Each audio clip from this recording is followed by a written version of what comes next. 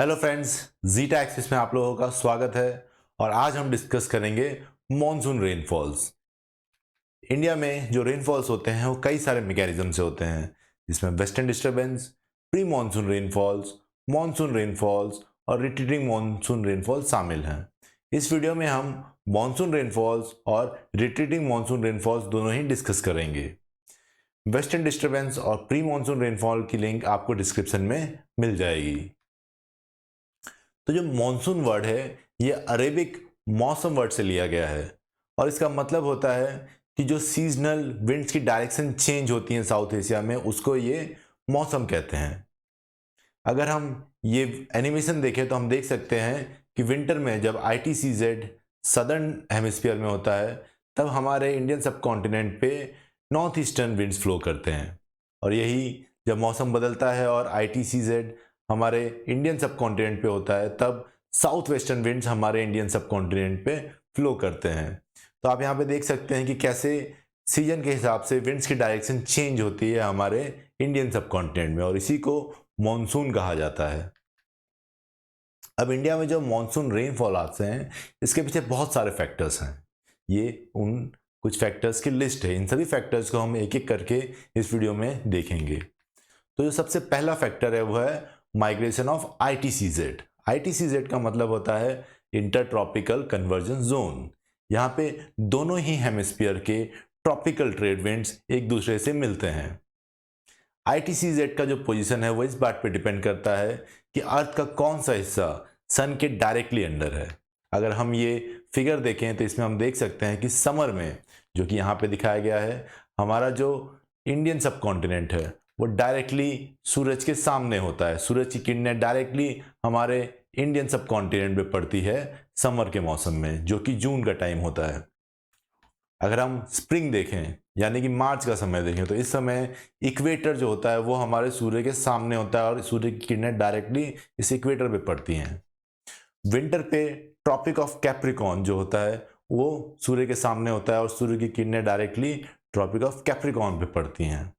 और similarly autumn में फिर से जो सन होता है वो इक्वेटर के ऊपर होता है और इसीलिए इक्वेटर पे डायरेक्ट किरणें पड़ती हैं।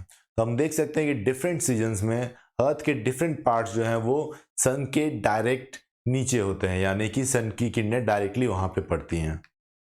और इसके कारण हमारा जो ITCZ है वो भी मूव करता है। अब इस एनिमेशन में आप देख सकते हैं कि सन जो है वो डिफरेंट सीजन्स में डिफरेंट पोजिशंस पे है।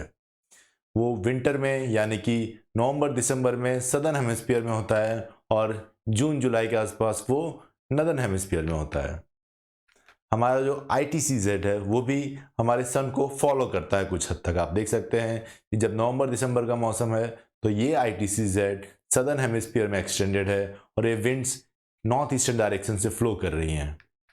लेकिन जैसे ही सन ट्रॉपिक ऑफ कैंसर के पास पहुंचेगा, आप देखिएगा कि ITCZ जो है वो इंडियन सब कॉन्टिनेंट के ऊपर आ जाएगा और विंड्स का डायरेक्शन चेंज हो जाएगा। और इसी तरह ITCZ का एक बहुत इंपॉर्टेंट रोल होता है मॉनसून विंड्स हमारे इंडियन सब कॉन्टिनेंट में लाने के लिए। जो दूसरा इंपॉर्टेंट फैक्टर है वो है differential heating of land and oceans. हमने देखा कि जून के महीने में जो ट्रॉपिक ऑफ कैंसर है वो डायरेक्टली सन के नीचे होता है, यानी सन की किरणें डायरेक्टली इस ट्रॉपिक ऑफ कैंसर पे आती हैं और हमारा जो इंडिया है वो ट्रॉपिक ऑफ कैंसर पे ही है। इसलिए यहाँ पे डायरेक्ट सूर्य की किरणें आती हैं और काफ़ी हीट जनरेट होता है। इसके कारण हमारा इंडियन सब कॉन्टिनेंट हीट होता है और यहाँ पे लो प्रेशर रीजन बनता है। जबकि हमारा जो अरेबियन सी है वहाँ पे कम गर्मी होती है क्योंकि ओशन से और उसका स्पेसिफिक हीट ज़्यादा होता है, इसीलिए वो बहुत धीरे धीरे गर्म होता है। इसलिए यहाँ पे एक हाई प्रेशर रीजन होता है। तो गर्मी के मौसम में यानी कि जून के महीने में आप देखेंगे कि हमारा जो इंडियन सब कॉन्टिनेंट का लैंड है वो ज़्यादा हीट हुआ हुआ है, उसके ऊपर लो प्रेशर है, और हमारा जो ओशन है उसके ऊपर हाई प्रेशर है, और इसीलिए विंड जो है वो इस हाई प्रेशर रीजन से इस लो प्रेशर रीजन की ओर मूव करती है। सिमिलरली दिसंबर में हम देखेंगे कि सन जो होता है वो ट्रॉपिक ऑफ कैप्रिकॉर्न के ऊपर होता है, यानी सदर्न हेमिस्फीयर में होता है। इसलिए सूर्य की जो डायरेक्ट किरणें होती हैं वो हमारे सब कॉन्टिनेंट पे नहीं आती, यानी ठंडी का एक मौसम होता है। और इसके कारण हमारा जो लैंड होता है बहुत तेजी से अपना हीट रिलीज करता है और वो ठंडा हो जाता है सी के कंपेयर में। इसीलिए हमारे इंडियन सब कॉन्टिनेंट के ऊपर हाई प्रेशर होता है और हमारा जो सी है वो गर्म होता है हमारा लैंड के कंपेयर में, इसलिए उसके ऊपर लो प्रेशर होता है और इसीलिए जो विंड्स होती हैं वो इंडियन सबकॉन्टिनेंट से इंडियन ओशन की ओर फ्लो करती हैं। अब हम देखेंगे role of jet stream. Jet streams भी एक बहुत इंपॉर्टेंट फैक्टर है इंडिया में मॉनसून लाने के लिए। हम जानते हैं कि दो तरह के जेट स्ट्रीम होते हैं हर हेमिस्फीयर में, पोलर और ट्रॉपिकल जेट स्ट्रीम। यहाँ पे आप ट्रॉपिकल जेट स्ट्रीम देख सकते हैं जो कि मेडिटेरियन सी से होते हुए हमारे इंडियन सबकॉन्टिनेंट तक आता है। जब वो इंडियन सबकॉन्टिनेंट में पहुंचता है तो वो हिमालय से ऑब्स्ट्रक्ट होता है, यानी हिमालयाज अवरोध पैदा करती हैं, जिसके कारण जो ये जेट स्ट्रीम है वो दो पार्ट में डिवाइड हो जाता है। एक part south side of Himalayas यानी कि हिमालय के दक्षिण साइड से फ्लो करता है और दूसरा जो जेट स्ट्रीम का पार्ट होता है वो हमारे हिमालय के उत्तर दिशा से फ्लो करता है। अब हमने पुराने जेट स्ट्रीम के वीडियोस में देखा है कि जहाँ पे भी ये सदर्न एक्सटेंशन यानी कि दक्षिण की ओर का जो पार्ट होता है जेट स्ट्रीम का, जो दक्षिण की पार्ट में एक्सटेंड करता है, वहाँ पे एक कन्वर्जेंस जोन होता है, जैसे आप यहाँ पे देख सकते हैं। ये दक्षिण की ओर एक्सटेंडेड पार्ट है और यहाँ पे एक कन्वर्जेंस जोन है, और जो उत्तर की ओर एक्सटेंडेड पार्ट होता है वहाँ पे एक डाइवर्जेंस जोन होता है। कन्वर्जेंस जोन का मतलब ये हुआ कि यहाँ पे हवाएं जो है वो इकट्ठा होती हैं और फिर वो जमीन की ओर मूव करती हैं, जैसा आप देख सकते हैं, और फिर जमीन पे वो हाई प्रेशर रीजन बनाती हैं। सिमिलरली डाइवर्जेंस रीजन में क्या होता है, हवा जो होती है वो जमीन से ऊपर की ओर उठती है और इसीलिए जमीन पे लो प्रेशर रीजन बन जाता है। तो आप यहाँ पे देख सकते हैं कि इसके नीचे हाई प्रेशर रीजन है और इसके नीचे लो प्रेशर रीजन है। तो जैसा हमने डिस्कस किया था कि जो साउथवर्ड एक्सटेंशन होता है जेट स्ट्रीम का, उसके नीचे हाई प्रेशर जोन होता है क्योंकि हवा लैंड की ओर मूव हो रही होती है। तो यहाँ पे हम देख सकते हैं कि यहाँ पे इस जेट स्ट्रीम से ये हवा लैंड की ओर मूव कर रही है और इसीलिए यहाँ पे हाई प्रेशर रीजन है, जबकि हमारे ओशन यानी अरेबियन सी पे लो प्रेशर रीजन है। तो इस दौरान हवा जो है वो हमारे लैंड से ओशन की ओर मूव करती है और जब तक ये जेट स्ट्रीम हमारे गैंगटिक प्लेन के ऊपर रहेगा तब तक यहाँ पे एक हाई प्रेशर रीजन बना रहेगा और तब तक मॉनसून विंड्स यहाँ पे नहीं आ पाएंगी। जो एक और फैक्टर है वो है अप्रैल और मई में बहुत गर्मी पड़ना लेकिन बारिश का ना होना। अगर हम चार मेजर सिटीज़ देखें, बेंगलुरु, मुंबई, दिल्ली और कोलकाता, तो यहाँ पे मार्च से मई तक बहुत गर्मी पड़ती है। अब तापमान देखें तो ये तापमान सर्वाधिक होते हैं पूरे साल में, लेकिन बारिश कहीं भी अधिक मात्रा में नहीं होती। इस मौसम में सूखे की हालात होते हैं। इस स्थिति का कारण ये होता है कि मई महीने में जो सन है वो हमारे इंडियन सबकॉन्टिनेंट के ऊपर है, जैसा आप इस लाइन से देख सकते हैं, दिखाता है कि सन की पोजीशन क्या है। लेकिन जेट स्ट्रीम जो अभी हमारे गैंगटिक प्लेन्स के ऊपर बना हुआ है, उसके कारण यहाँ पे एक हाई प्रेशर है। तो चाहे कितनी भी गर्मी हो जाए यहाँ पे हाई प्रेशर रहेगा जब तक ये जेट स्ट्रीम यहाँ रहेगा, और जब ये हाई प्रेशर रहेगा तो ये जो मानसून की हवाएं हैं वो इंडिया में नहीं आ पाएंगी। आप देख सकते हैं कि ये आईटीसी की पोजीशन दिखाता हुआ रेड लाइन है और ये इंडिया से बाहर है क्योंकि यहाँ पे जेट स्ट्रीम है और उसी कारण यहाँ पे हाई प्रेशर है। अब मई के अंत में क्या होता है कि एंटी साइक्लोन फॉर्म होता है हिमालयास के ऊपर और ये बहुत बड़ा रोल प्ले करती हैं मॉनसून को इंडिया में लाने के लिए। यहाँ पे आप देख सकते हैं कि इस रीजन से बे ऑफ बंगाल या फिर इंडो चाइना से ये एंटी साइक्लोन स्टार्ट होता है और ये धीरे धीरे बढ़ते बढ़ते इतना बढ़ जाता है कि ये जो सदर्न ब्रांच है जेट स्ट्रीम की, इसको ऊपर की ओर ढकेल देता है। अब आप देख सकते हैं कि ये पूरा एंटी साइक्लोन जो है ये हिमालय के ऊपर है और हमारा जो जेट स्ट्रीम था जो हिमालय के साउथ से फ्लो हो रहा था उसको इसने ऊपर की ओर मूव कर दिया। इस एंटी साइक्लोन से एक जेट स्ट्रीम निकलती है जिसे ईस्टर्ली जेट स्ट्रीम कहा जाता है और ये जेट स्ट्रीम इंडिया से होते हुए अफ्रीका तक जाती है। इस जेट स्ट्रीम की हवाएं जब इंडियन ओशन के ऊपर डिसेंड करती हैं यानी इंडियन ओशन के ऊपर नीचे आती हैं तो ये यहाँ का अमाउंट ऑफ एयर यानी कि एयर की संख्या बढ़ा देती है ताकि ये जो एयर होता है वो वापस इंडिया की ओर मूव करता है और ये मॉइस्चर कैरी करता है और इंडिया में बहुत रेन लाता है। तो इस तरह से ये ईस्टर्ली जेट स्ट्रीम भी मॉनसून को इंडिया में बढ़ाने में काफ़ी मददगार साबित होता है। अब हमने देखा कि जो जेट स्ट्रीम था हमारे गैंगटिक प्लेन्स के ऊपर उसको इस एंटी साइक्लोन ने ऊपर की ओर ढकेल दिया। इसके बाद जो हाई प्रेशर बना हुआ था वो हाई प्रेशर नहीं रहता है हमारे इंडियन सबकॉन्टिनेंट पे और इसके कारण हम देख सकते हैं कि आईटीसीजी और हमारा जो ये मॉनसून विंड्स है ये दोनों ही इंडिया के अंदर बहुत ही तेजी से एंटर करते हैं और इसीलिए इंडिया में जो मॉनसून का सीजन आता है वो बहुत ही तेजी से आता है। आपने यहाँ पे देखा कि जून आते आते पूरा का पूरा इंडिया जो है मॉनसून विंड से भर जाता है। तो इस डायग्राम में हम देख सकते हैं कि मॉनसून किस तरीके से इंडिया में एंटर होता है। हम देख सकते हैं कि 1 जून को जो मानसून है वो केरला में एंटर होता है और उसके बाद धीरे धीरे वो नदर्न पार्ट्स तक फैलता जाता है। 8 जुलाई तक वो पूरे इंडिया को मानसून कवर कर लेता है। सोमाली जेट स्ट्रीम एक लो हाइट वाली जेट स्ट्रीम है जो अफ्रीका से इंडिया की ओर फ्लो करती है और इसके कारण बहुत सारी हवाएं इसके साथ फ्लो होकर इंडिया की ओर आती हैं और ये बहुत सारा मॉइस्चर लेके आती हैं, जिसके कारण इंडिया में बारिश बढ़ जाती है। तो इस तरह ये सोमाली जेट स्ट्रीम भी काफ़ी मददगार साबित होती है इंडिया में मानसून लाने के लिए। तो यहाँ पे हम देख सकते हैं कि ये Somali jet stream easterly jet stream के साथ सहायता करती है मानसून को इंडिया में लाने के लिए। ये क्या करती है कि जो एयर का फ्लो है वो यहाँ पे बढ़ा देती है और क्योंकि एयर का फ्लो बढ़ता है तो उसके साथ जो मॉइस्चर आता है हमारे इंडियन सब कॉन्टिनेंट में वो भी काफ़ी ज़्यादा आता है, इसीलिए यहाँ पे बारिश की मात्रा भी बढ़ जाती है। अब हम एक एक करके इन मानसून की डिफरेंट ब्रांचेस को देखेंगे। जो ये मानसून विंड्स हमारे यहाँ आती हैं ये कई ब्रांचेस में आती हैं। तो हम सबसे पहले बात करते हैं अरेबियन सी ब्रांच की, जो गुजरात राजस्थान से होते हुए दिल्ली की ओर आती है। यहाँ पे आप ग्रीन कलर में देख सकते हैं अरेबियन सी ब्रांच जो गुजरात राजस्थान होते हुए दिल्ली तक पहुँचती है। ये जो ब्रांच है ये अरावली से पास होती है। अब जब हम अरावली के वेस्ट साइड में देखते हैं तो यहाँ पे ये जो ब्रांच है वो ऑलमोस्ट पैरेलल मूव कर रही है अरावली के, जबकि जो ब्रांच इस अरावली के ईस्ट डायरेक्शन में होती है वो अरावली से ऑब्स्ट्रक्ट होती है और उसके कारण यहाँ पे बारिश होती है। तो अगर आप चार्ट देखेंगे तो आपको पता चलेगा कि अरावली के ईस्टर्न साइड में, मतलब इस साइड में ज़्यादा बारिश होती है कंपेयर टू इस डायरेक्शन में। इस प्रोसेस को समझने के लिए हम इस डायग्राम को यूज़ करते हैं, जहाँ पे हम देख सकते हैं कि ये जो है ये अरावली माउंटेन्स है जो कि थोड़े से टिल्टेड हैं ईस्टर्न डायरेक्शन में। अब जब मानसून का विंड करंट आता है तो हम देख सकते हैं कि ये जो विंड करंट्स हैं मानसून के वो पैरेलल हैं वेस्टर्न साइड ऑफ अरावली, लेकिन जो ईस्टर्न डायरेक्शन में मानसून विंड्स आते हैं वो ऑब्स्ट्रक्ट होते हैं अरावलीज माउंटेन से और इसीलिए इस साइड ज़्यादा बारिश होती है कंपेयर टू वेस्ट साइड के।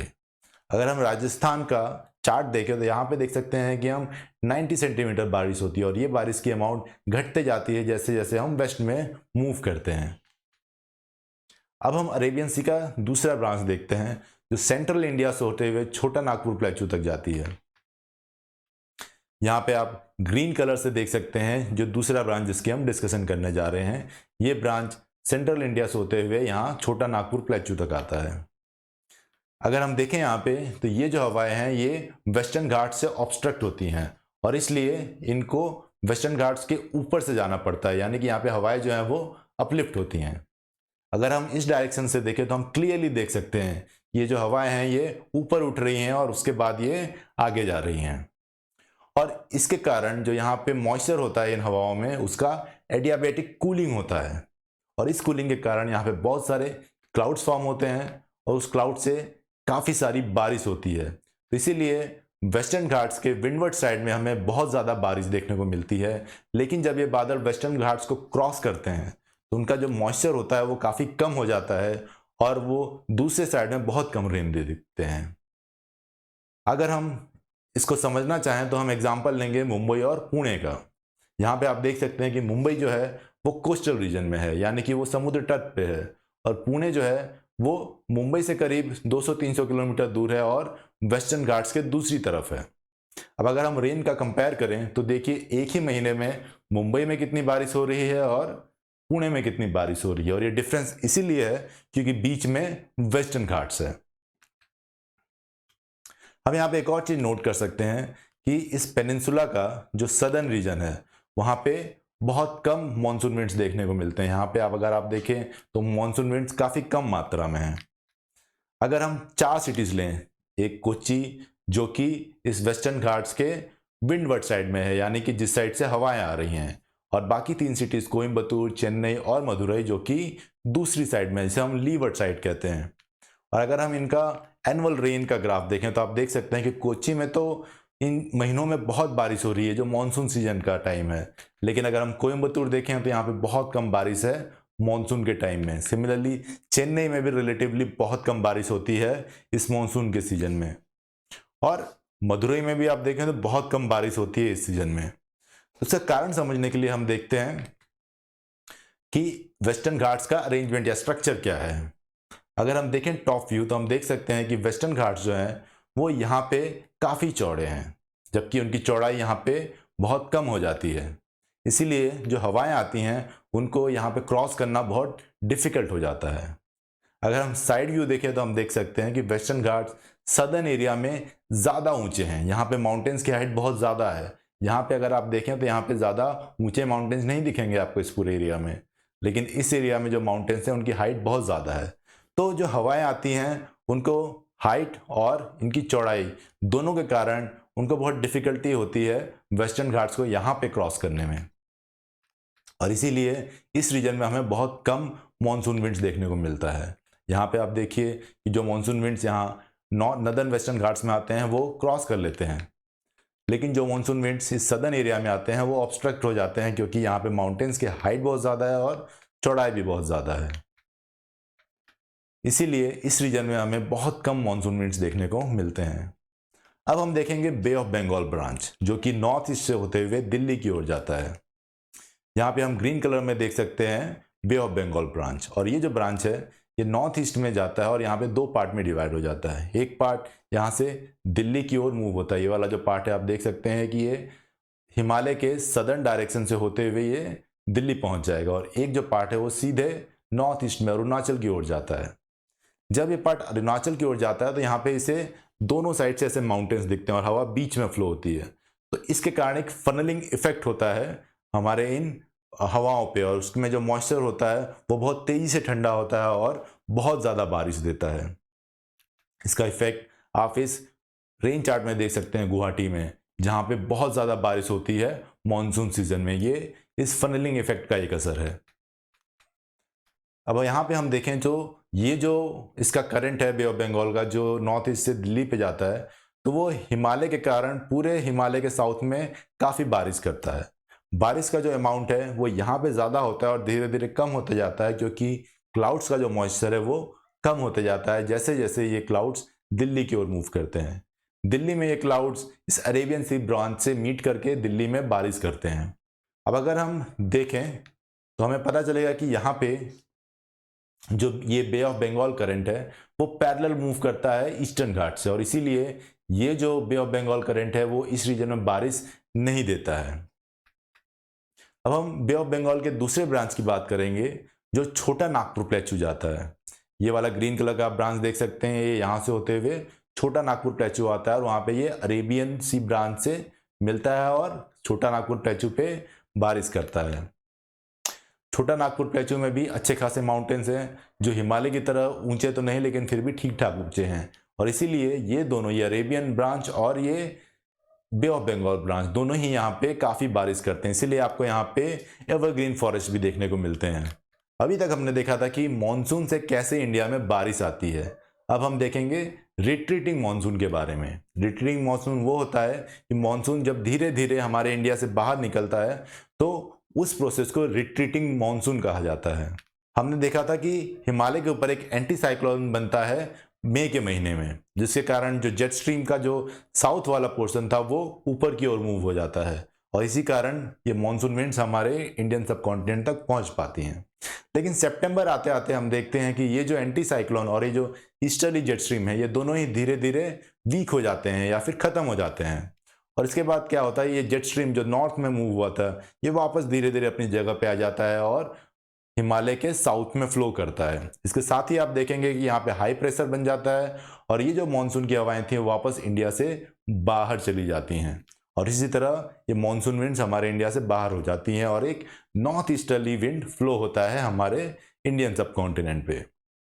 अब इसमें हम एक स्पेसिफिक ब्रांच देखें, ये वाला जो ग्रीन कलर में है, तो हम देखेंगे कि ये बे ऑफ बंगाल से होते हुए पेनिनसुला के सदर्न रीजन में आता है और ये इन रीजन में बारिश देता है। अगर आप देखें तो यहाँ पे ये जो क्लाउड्स हैं यहाँ पे आ रहे हैं और ईस्टर्न घाट्स के कारण इनको ऊपर उठना पड़ रहा है, और ये ऊपर उठ के ही ईस्टर्न घाट्स को क्रॉस कर पा रहे हैं, और इसी कारण से यहाँ पे बहुत ज़्यादा बारिश होती है। ये रिट्रीटिंग मॉनसून की बारिश है। अगर हम ये चार्ट्स देखें अब तो हम क्लियरली देख सकते हैं कि मॉनसून में कितनी बारिश होती है इन रीजन्स में, कोयम्बतूर में, और रिट्रीटिंग मॉनसून से कितनी बारिश होती है। आप देख सकते हैं कि रिट्रीटिंग मॉनसून का अमाउंट ज़्यादा है कोयम्बतूर में। सिमिलरली चेन्नई में देखें तो रिट्रीटिंग मॉनसून का अमाउंट बहुत ज़्यादा है। सिमिलरली मदुराई में भी रिट्रीटिंग मानसून का अमाउंट ज़्यादा है। आप देख सकते हैं कि रिट्रीटिंग के जो मानसून के जो विंड्स हैं वो इस तरह फ्लो करते हैं, और अब ये जो सिटीज़ हैं वो विंडवर्ड साइड में है, यानी कि हवा के डायरेक्शन में, और इसीलिए यहाँ पे ज़्यादा बारिश होती है इस मौसम में रिट्रीटिंग मानसून के कारण। इस डायग्राम में आप देख सकते हैं कि मानसून कैसे धीरे धीरे हमारे इंडिया से बाहर जाता है। आप देखेंगे कि 1 सितंबर से वो राजस्थान से बाहर निकलता है, फिर धीरे धीरे अक्टूबर आते आते मिड अक्टूबर तक पूरे इंडिया से बाहर निकल जाता है। दोस्तों, मुझे उम्मीद है कि ये वाला जो वीडियो है इससे आपको इंडियन मानसून की पूरी जो प्रक्रिया है वो समझ में आ गई होगी। और अगर आपको ये वीडियो अच्छा लगा हो तो प्लीज़ सब्सक्राइब और लाइक करना ना भूलें, बेल आइकन को ज़रूर दबाएं, और हमें ट्विटर और इंस्टाग्राम पे भी फॉलो करना ना भूलें। Thank you.